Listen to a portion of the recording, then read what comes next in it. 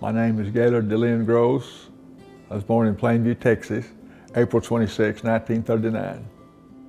Well, my childhood was pretty typical, you know. I lived on a farm, and I helped all I could on the farm, you know, and I didn't have any siblings. That made it a little different. I always had in my mind I was adopted, but my mother assured me I was not adopted, so. My parents were very loving. Didn't overburden me with gifts because we didn't have a lot of money back then, you know, but they did buy me a bicycle one year, and I remember that very well.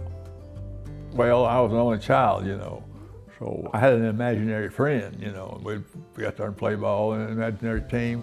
We won every game we've ever played, you know. We got tied a couple of times, but we won every game.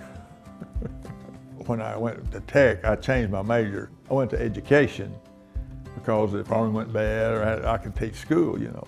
So my wife and my parents both wanted me to go ahead and finish my education, you know, which I did.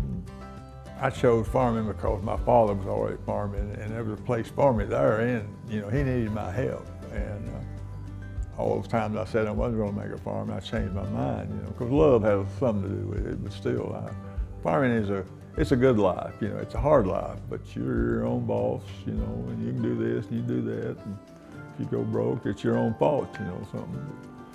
That's the reason I chose it. And how did you meet your wife? Well, I grew up with her in Petersburg, you know, and she lives in Petersburg, and we'd see each other in Sunday school and at church. We didn't date much till after she got out of school, and we got married on December 23rd, 1958 at the First Baptist Church, Petersburg, 6 o'clock. I just remember that Sammy had to work that day, you know, and we was all ready that night to get married and everything, and we had a good marriage. Married 60 years, you know. Everything is history.